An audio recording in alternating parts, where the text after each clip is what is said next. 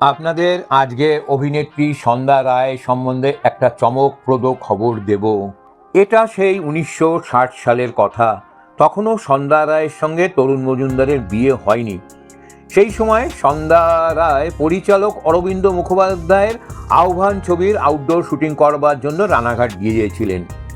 ফিরে এলেন একটি 12-13 বছরের মেয়েকে নিয়ে। তার খুব ফুটফুটে সুন্দর চেহারা। মেয়েটির নাম রাখি মজুমদার, রানাঘাটে শচীন্দ্রনাথ মজুমদারের মেয়ে। তাকে দেখে সন্ধ্যার এত ভালো লেগে গেল যে শচীনবাবুর কাছ থেকে তাকে প্রায় ভিক্ষা চেয়ে এনেছেন। উদ্দেশ্য, মেয়েটিকে নিজের বোনের মতো কাছে রাখবেন, লেখাপড়া শেখাবেন, ভালো বিয়ে দিয়ে জীবনে প্রতিষ্ঠিত করবেন। কিন্তু কিছুদিন বাদেই সন্ধ্যা রায়ের এই আশা হতাশায় পরিণত হলো। যেহেতু সন্ধ্যা রায় নিজেও একজন গরিব দরিদ্র ছিলেন, তাই অন্যের দারিদ্র্যে তার প্রাণ কাঁদত। সেই কান্নার মানসিকতা থেকেই রাখিকে সঙ্গে নিয়ে আসা। না, তাকে অভিনেত্রী তৈরি করার তার কোনো বাসনা ছিল না, বরং উল্টোটাই ছিল। কিন্তু হয়ে গেল অন্য রকম। একদিন সব কিছু ওলটপালট হয়ে গেল।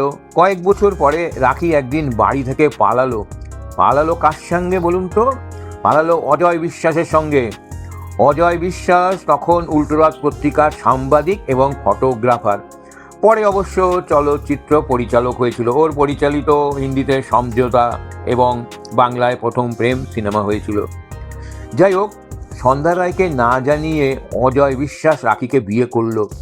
খবরটা পেয়ে সন্ধ্যা রায়ের প্রাণটা ফেটে গিয়েছিল, কিন্তু কোনো প্রতিবাদ করতে যাননি, লোক দেখানো হা উতাশও করেননি। তবে বুকটা ওনার ভেঙে গিয়েছিল। সবাই ধরে নিয়েছিল সন্ধ্যা এরপর আর কোনো মানুষের উপকার করবেন না। কিন্তু সবার ধারণা ভুল প্রমাণিত করে সন্ধ্যা রায় আজও মানুষের উপকার করে চলেছেন। তার যে কত গোপন দান আছে তার হিসেব বাইরে প্রকাশ না পেলেও সবাই জানেন। সেই মানসিকতাই সন্ধ্যা রায়কে অনেকটা এগিয়ে দিয়েছেন।